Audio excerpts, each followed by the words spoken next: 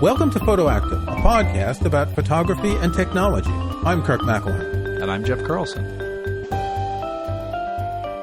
As we've mentioned on the podcast before, we have a Facebook group where people can join and discuss photography, discuss the podcast, and ask questions. And it turns out we had a very good question from Chris Nielsen on January 18th. He says, one thing that bugs me is I might have all the technical knowledge in the world, but how do I choose a subject to shoot? Most guides and books I've seen say things like, here's how to compose for your subject, but what if I don't know what to shoot? Well, Jeff and I decided we're going to discuss how you can find something to shoot. That is a great topic. It is, because a lot of people get into photography for different reasons. Maybe they've started shooting their families or their cats or flowers, and they want to expand and they want to shoot more. And Chris's point is very correct. Books on composition will generally talk about, here's how to compose in a landscape, here's how to compose portraits, etc. But what if you're not doing landscapes and portraits and just wandering around? How do you find what to shoot?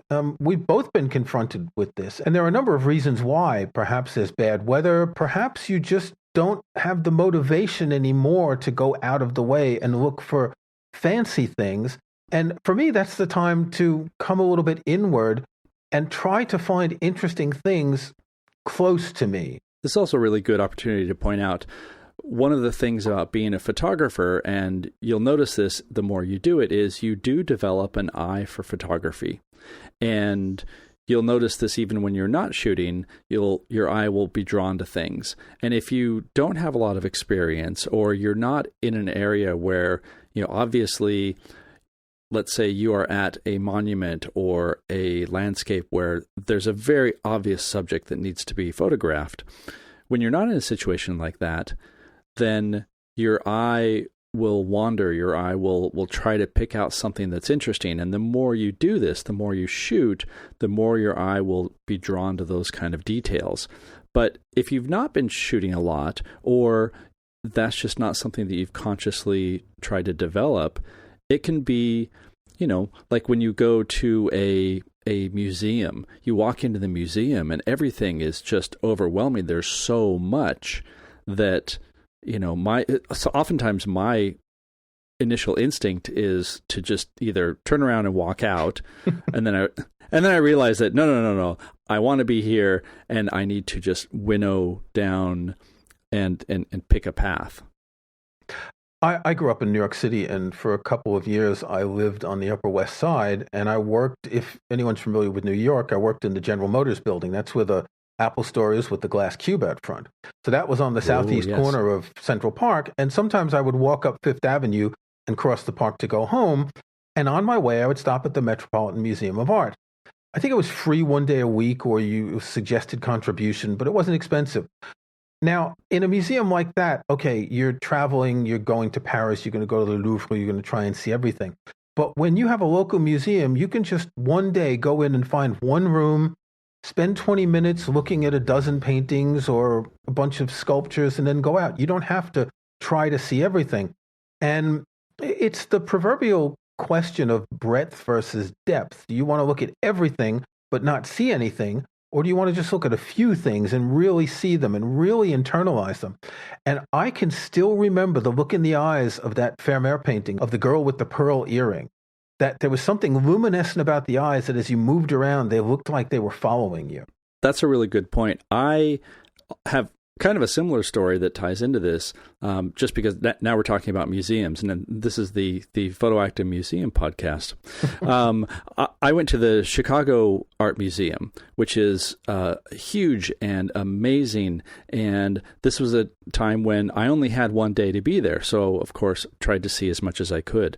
And they have so much there and so many amazing masterworks that I want to say 4 hours, 5 hours in, I was exhausted. Like my brain could not process any more masterworks, to the point where, I was sort of heading toward the exit. And I was like, oh, look, there's a Cezanne.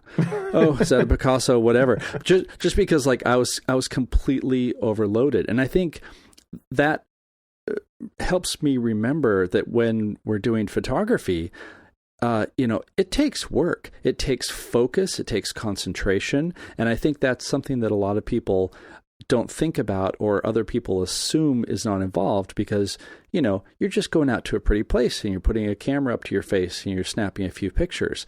And, yes, you can probably get some good results when you do that.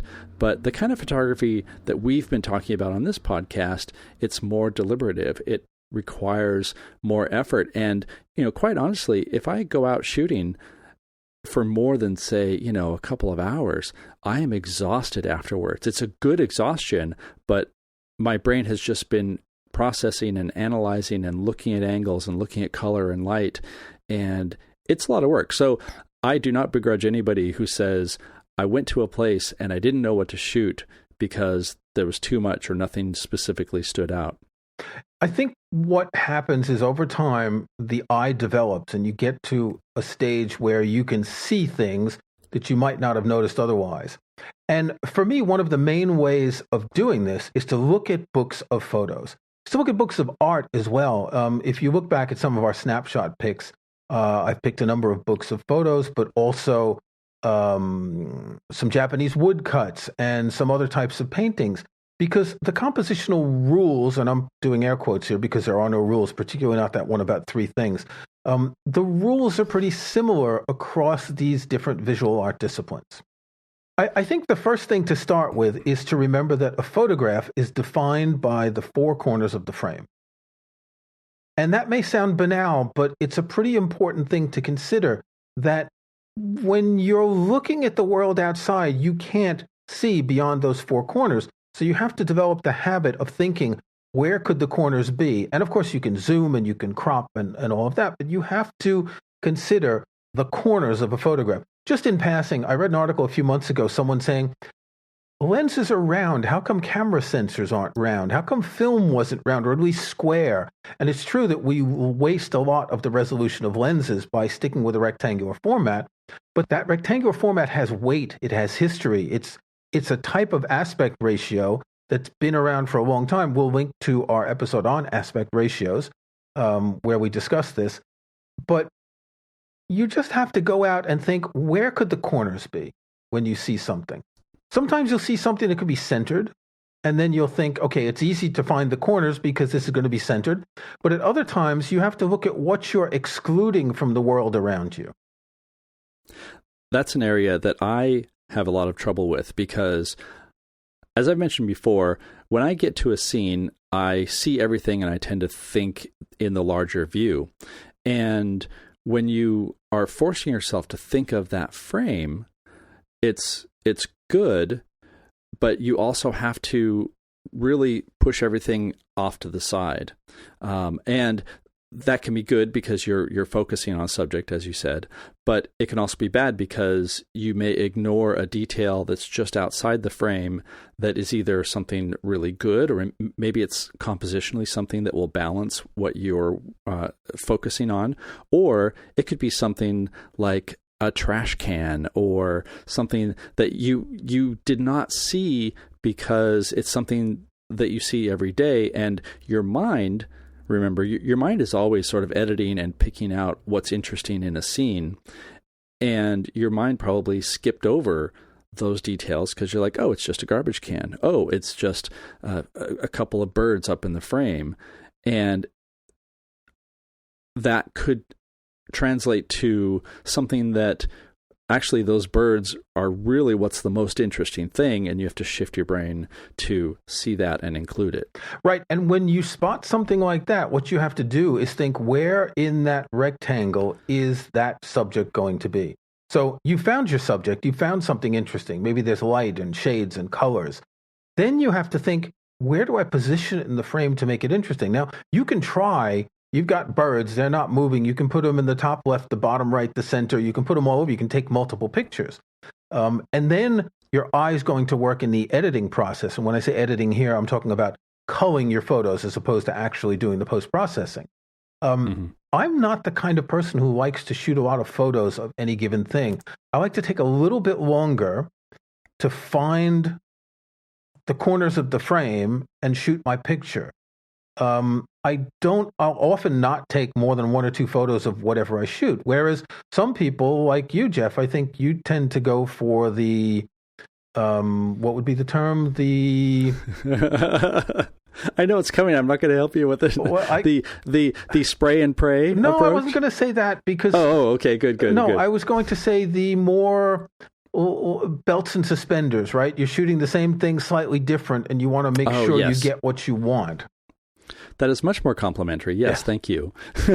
Well, and also let's remember we're shooting digital, so that gives you a lot of latitude. So that if you aren't sure, one of the things that we mentioned in our replies in the Facebook group is, shoot a lot. If you don't know what your subject is, don't feel like you have to wait to press that shutter button until you've got it, because it's very likely that maybe, an accidental shot will be the one that you like the most. If you're just not sure, work the scene, take a look, shoot a lot of different things, see what catches your eye, and you may get home with a whole lot of garbage. And, some of the examples that we're going to show a little bit later, I went out shooting and there's a lot of garbage in there, but that's okay because I can delete it and I can, find the things that are more interesting and those will rise to the top. Yeah. So in order to prepare for this episode, we've each decided to go out and just shoot to try to find interesting things. I did this approach in two parts. The first part was, I really haven't been shooting a lot lately, but one day about 10 days ago, it was very foggy, so I went out in the morning and I took a lot of pictures. I found 3 that I really liked, but most of them were crappy, and I spent a lot of time waiting for a goose to look interesting on the on the banks of the Avon River, and it never looked interesting. I must have taken 20 photos and I gave up because it was really cold out. But then what I did is I went back to some photos I shot last year. On August 31st, 2019, I was wandering around the house with my camera and my 50 millimeter lens, 75 millimeter equivalent for those in full frame. And my goal was to just look around the house for details, to find interesting shapes and shadows and all that. So I've created an iCloud photo album with 15 photos that we'll just discuss briefly. Jeff has a Lightroom photo album with 40 or 50 photos. I think he's going to cull some of them that he's already shown me because they weren't related to the same photo shoot. And we're just going to talk through some of this because why? Basically, that's the question, is why did we choose these particular things? And what's interesting is all your photos are outdoors, all mine are indoors, all yours are color, all mine are black and white. So there's an interesting difference between between what we're looking at here. Yeah, definitely. And also, this was an exercise, like a very deliberate exercise, because I knew that we were going to do this episode. And so I realized yesterday that I hadn't done it yet. And so I needed to just go and find a location and just, as I said, work the scene. And so as we get through these, you'll see a lot of these are just me wandering around. I think I probably shot more than I normally would have, just because I also wanted to establish the sense of place, and here's the area that I was looking at. But that sense of, whether you are going out to deliberately, like I said, work a scene, or in Kirk's case, we've mentioned this before, but that's an excellent exercise, especially because Kirk is going through his house, the place that he is in all the time, and you'd be surprised how many things that you don't notice about your house, again, because your mind has tuned it out. This is how you get to the kitchen. But did you know that at 3 o'clock, the sun hits a table in such a way that you may have never realized before? Okay, so let's take a break. When we come back, we'll go through Jeff's photos and then we'll go through my photos.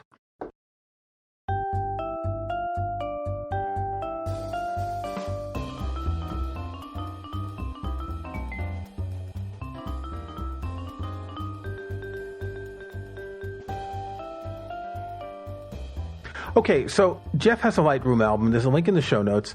I think what's interesting here is, so when we look at yours and when we look at mine, yours is a sort of raw material photo album. So you haven't really culled them or done post-processing or very much editing at all. Whereas when we go to mine in a few minutes, you'll see that I took about 50 photos and winnowed them down to 15 and did a bit of work on them. So what's interesting about this is you've got this windmill, and the windmill is interesting. And you're trying to find the right way to picture the windmill. Did you find a satisfactory way in one of these photos? In one of the photos, yes. So it's the location that I picked here. This is a park in Redmond, Washington called Merrimore Park. And there's this mansion. It's on the designation of historical places. And the owner built this windmill, which apparently never functioned. It was never used. It's just there. It's kind of bizarre, but it's something different. And so there are a few challenges with this. One is that you're looking up at something, and so you have to deal with issues of perspective. You look like you're using a very wide angle in a lot of the photos. Were you using a zoom lens or a prime?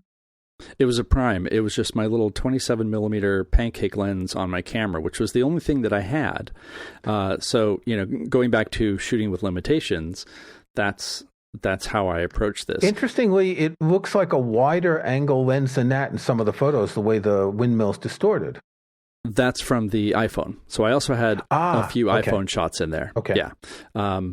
Because partially I wanted to see what the super wide iPhone 11 Pro lens would do, and also just to get a sense of how different the two cameras would render the scene. Got it. And so, like one question is, as you approach this windmill, do I want to get the entire windmill in? And if I do, what do I do about that? And there's a shot where, yes, the entire windmill is there. It's the back of the windmill, so it's not that interesting. I was hoping maybe there was something with the clouds, and it's not so interesting.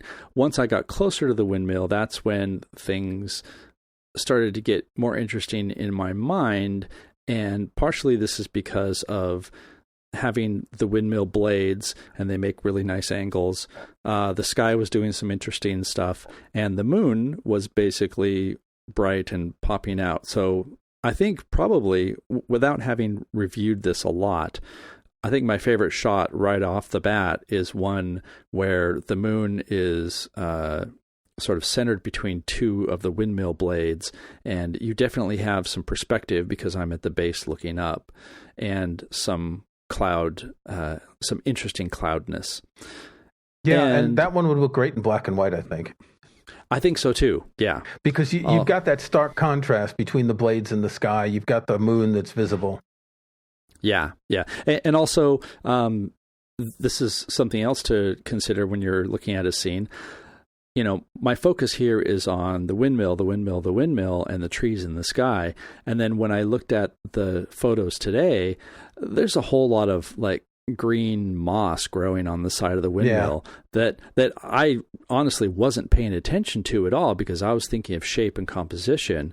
And now I look at this shot and I'm like, oh, that's really gross. And I could either try to, paint that out or reduce the green in the image or something, but it's what's there.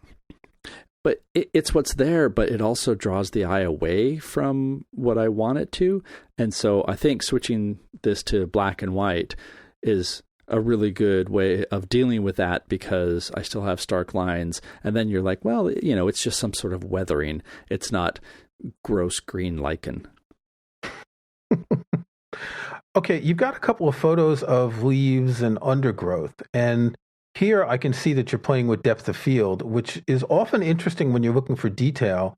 There's one in portrait mode. You've obviously shot at different f-stops where you've got one leaf that stands out, that's in focus. And what's nice is the way it's brighter than the others with the light against the blurry background. And I find that a nice little detail. Again, I'd say black and white for that, though. Yeah. Actually, with the exception of some really interesting yellow clouds, I think most of these will probably benefit from being in black and white. And this was an example of Part of what I wanted to do here was also show the progression. And again, this is why there are sort of more shots here than I think I would normally take, because I wanted to show the progression of, here I am, I'm taking the wider view, and then these leaves that you mentioned, this is a part where I very consciously said, okay, now I need to focus on some small details. And Which you have many times said that you don't do very often. Exactly. So heaven forbid, I might be learning something and growing from this podcast. This was definitely an area where, because it's winter, all the leaves are on the ground. There's some sort of vertical bushes that are just basically vertical sticks. And that I thought was a really nice texture. And so I focused just on that little area. And then the last section that I hit is I wandered down to a little creek bed, and there's a bit of cloud, like sort of orangey cloud reflection in the water, because I wasn't standing in the middle of the water. I don't think my composition is great, but it was, something that stood out to me, because in this case we have reflections, and reflections are always great in terms of catching the eye, and especially color in clouds. And so in terms of trying to figure out what my subject would be here, for me, it was very obvious. I wanted to have that mirror image of the colorful clouds in the sky being reflected in the water. All of these are actually really dark. I might edit one or two by the time the episode gets posted, but I also want to leave them dark like this because I deliberately underexposed them so I wouldn't blow out the sky, knowing that I could then work with them later. Okay, one more that I want to mention. You've got a number of photos where you're in amongst a bunch of trees.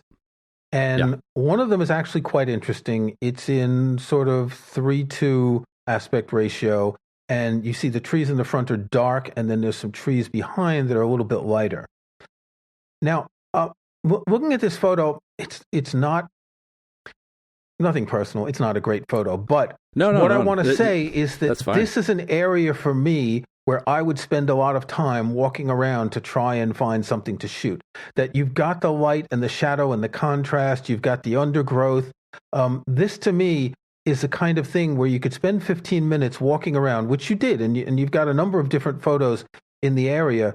But for me, if I was in this spot, I would be looking around those trees. The trees, they're kind of curved. They come out of the ground, and you've got trees are always great. They've got branches. They've got pine needles and all that. So this to me is an area where if I was shooting, this would be where I would be looking to make photos. So when I was parking, it was the trees that first caught my eye.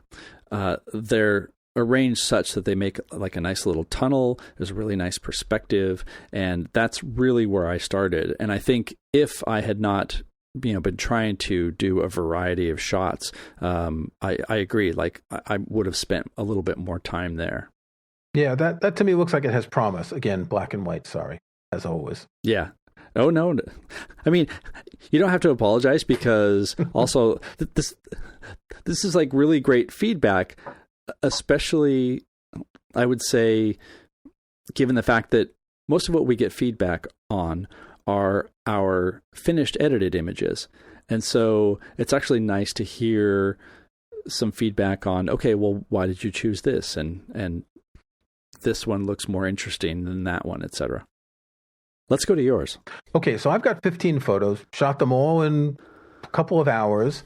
I probably shot 50 or 60 and then culled down to here. And I could easily cull it down to a dozen and get rid of some of them that are less interesting. If you're looking at the iCloud photo album on the web, they show up as square, various size thumbnails. You need to click them. They're all in 3:2 aspect ratio, because if you listen regularly, I am a 3:2 aspect ratio fundamentalist, except when I shoot square, which I do like to do. So I did this with a constraint, black and white using the Fujifilm Acros simulation. I upped the contrast. I upped the grain. So if you zoom in on the photos, you'll see they're quite grainy. And shot this with my 50 millimeter lens. So the 50 is like the 75 millimeter equivalent. It's slight telephoto, because I was looking for detail. So I wanted something that was going to magnify. I didn't want to use a zoom lens. I didn't want to be changing, because One thing I find, a zoom lens is great when you're outside and you need to decide how to crop. But if you're walking around looking for things, I find it better to have a prime lens because then you're seeing the same relationship between the viewfinder and reality from photo to photo. Does that make sense? It absolutely makes sense. And in fact, it actually gets you moving more. I mean, you're having to compose with your feet, which I think also contributes to sort of being a more active participant in the photos that you're taking. You're not just pulling up, rolling down the car window, taking a shot and driving off, which would be very awkward in your living room. No, these are great. This first one is super striking, and I don't even know what it is. I think, is it like a square lampshade maybe looking down? It's a speaker on a speaker stand in my office. Oh, it's a speaker on a speaker stand. Like this shot here is all angles and white and black and some gray anglies, and I love it. Really? Sorry. Okay. I do. Okay. Partially because the angles draw my eye directly to the middle of the frame, and then I can sort of move my eye around it. But it's striking. And I think that must have been what you were going for, obviously. But what made you think to take this shot at this angle? Well, this speaker is in my office, and I see it all the time. My camera's in my office, and I picked it up, and I just started looking, and I thought, well, there's geometry. And one of the things that I was looking for here was lines. Lines and contrast was basically what I was looking for. When you're looking at this kind of detail, you'll see a couple of them. There's you can see some fabric on a chair with some peonies. That's kind of boring. You can see the back of a couch, a little bit of the back of a couch, which it doesn't really look like, it looks more like the arm, but it's really the back against a rug. And that's not very interesting either. But most of what I did here was to look for lines and contrast and angles and shadows. And there's a lot of doors because doors have lines. There's staircase, there's curtains.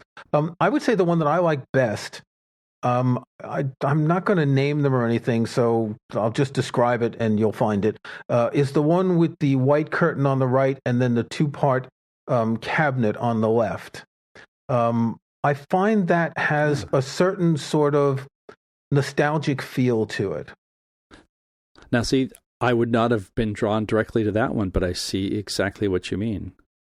Yeah, there's something about, I intentionally kept the curtain out of focus, and the two doors are mostly out of focus. There's only a little bit that's in focus sort of around the middle of the frame, and I purposely wanted it to be ambiguous. You can't see where it is. You don't know what type of room it's in. You don't know what those little doors are going to. And for me, there's something inexplicable. There's a question mark in that photo. Well, it's also a photo where something seems to be hidden. The curtain, is that just how it normally lays? Yeah, I didn't move anything I didn't pose anything. I just walked around. That was another constraint, by the way. Okay. Not move anything, not light anything, just take things as they are. Okay, because the thing that really strikes me about this is that little triangular sliver beyond the doors, beyond the curtain, because the bottom door is like slightly open and the curtain is kind of overlapping that. And so everything about this photo says what's back there. Yep. And very good. Very I'm not going to tell you. I like this a lot. I'm not going to tell you what's back there. So other than that, I know it's back there. It's probably a whole bunch of like old computer cables, isn't it? No, it's not. But No, I'm not going to tell good. you. I'm not going to tell you. Okay. So pick one more that you think you like. So the other one that really strikes out to me is you have a section of wall where, and I can't remember what the exact name is for it, but basically the curved portion of the wall that comes up. A little archway. Little archway, yeah. And that is jumping out at me. I think maybe again because it has like a very interesting triangular shape in the middle. In this case, it's white, but I like you have three definite tones going on here. You have darkness where the arch is in shadow. The side of the arch is very bright. And just like that texture of the wall comes through, even though, it's all gray, but there's a lot of detail there. And again, I think it's that striking triangular shape in the middle that's just drawing my eye right to it. Even though, there's not like a real subject here. It's not like you have another photo up here that has like the bells that are above the door, or the little fish head something. Teapot. I don't know what that is. It's a teapot. Teapot. Oh, okay. It's a teapot. Yeah. This would be an example, I think, for our reader who had the question, what is the subject of this image? And the subject, like, there's not like an object that is the subject. It is the light and the shape that is the subject. And that's also something to be looking for. That's really important, what you just said, that the subject doesn't always have to be an object. The subject can be anything. The subject can be light, shape, lines, shadow. There's no rules. You can do what you want. There are no rules. You can, look at painting. It's similar. You can do anything you want. Yeah. And also, I think to tie back to what he was asking, I don't think people should think that there is something that you should be taking a picture of. Because oftentimes you'll go to a location and you're like, this is the thing that I should be taking a picture of, but I'm really drawn to this other thing. And it's okay to be drawn to the other thing and to ignore the sort of big obvious thing. And that's what people get when they look at too many photo magazines. They look at photos that are generally banal, but technically excellent. And they look at something that is photographable rather than trying to find something that isn't and making it into a photograph. Yeah. Yeah. Well, I mean, without sort of going into the entire history of photography, a lot of the... Yes, I don't think we have time for that today. No, we don't. First, there were the dinosaurs. Yes. If you look at a lot of the pictures that I know, especially you like, the things in the photos are not necessarily, this was the one subject that the photographer came to shoot. It's, it's tone. It's, some ordinary scene where, people are just standing around. Is there something specific about like one person? Not always, but you get the idea, the feeling, the sense of being there, and that kind of becomes the subject versus, there's a man and a woman and a dog. Does that make sense? Yes, it does. And, I'm just thinking of something. I'll try and find a link. There's a documentary about William Eggleston, a photographer who I've mentioned a number of times. And a lot of people will say his photographs are boring. But a lot of what he does is he's looking for color, for shapes, for light, for shadow. And in the documentary, he says that if I want to find out if a photograph is interesting, I'll turn it upside down and see if it's still interesting. Because for him, he's looking at photos as an abstraction, not as specifically subjects. And so I just took that second photo that you liked and turned it upside down, the one with the arch. It's actually quite interesting upside down. Oh. Because it's more of a question upside down. When you see it right side up, it's a wall, there's an arch over the ceiling, but if you put it upside down, you have no idea what it is. Is it something from a skate park? Right. You would know. Yes. Okay. Skating. Let's move on to our snapshots. Okay. Recently, for the end of last year, I made a photo book, and I used it through a company called Milk, M-I-L-K. And of course, we'll put a link in the show notes. They have a Photos extension that will let you build a photo book right within Apple Photos. And it was actually like a really good experience, and the quality is really nice. The books are more expensive than usual. Part of this is I wanted to see how they would turn out. part of what this company does is they have like really good hardbound covers. And if you wanted to go really crazy, or let's say if you're a wedding photographer, you can get these like big bound heavy duty paper like wedding albums that you would, spend a couple $100s for and probably charge a client even more. But being able to have a plugin in Photos that just lets you build it, it was super easy, and I like how it turned out. So, milk. And what are these photos of? These photos were just like the last year. Something that I could have of just things that my family and I did, and pictures that I liked, just to cover 2019.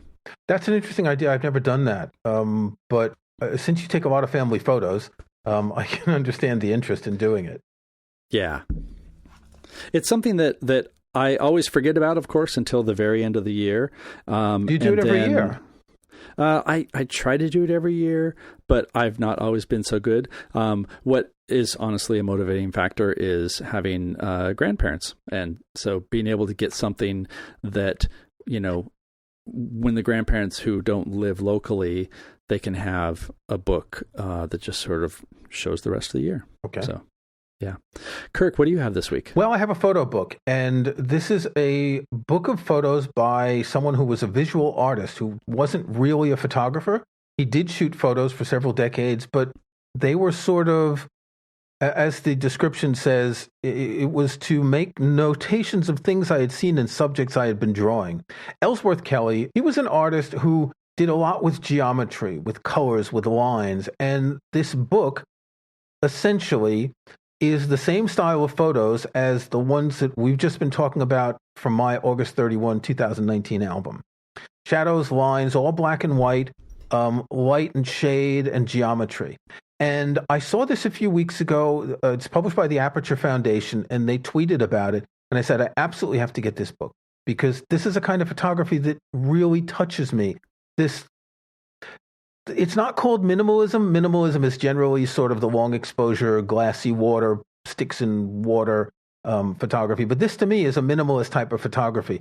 And if you look through some of the images from the cover, where you have an extraordinary shot of the front of, I guess it's the front of a barn, and with the shadows there and with the sun, it's like you have this line bisecting, you have this triangle, you have this sort of weird parallelogram to the left, and then you have the straight part. And get rid of the photo here and imagine this as a color painting. This is very 1950s, 60s modern art. Another one that really stands out is the third one when you look at the photo previews, which is the side of a building or a barn. Again, you've got a diagonal line and triangles and windows and verticals. And I find this type of photography oddly pleasing.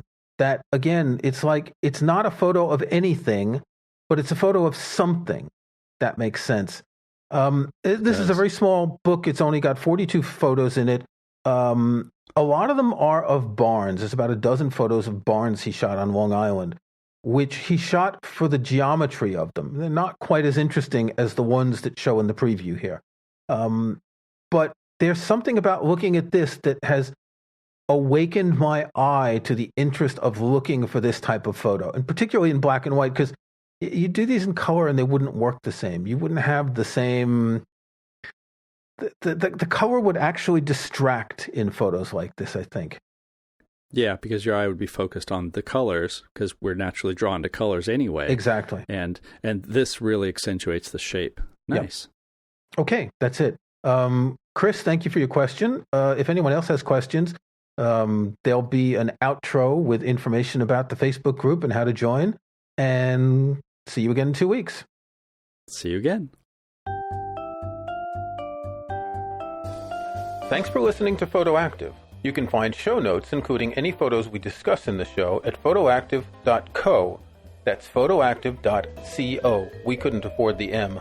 You can subscribe to Photoactive in your favorite podcast app or in Apple Podcasts. See the links on our website.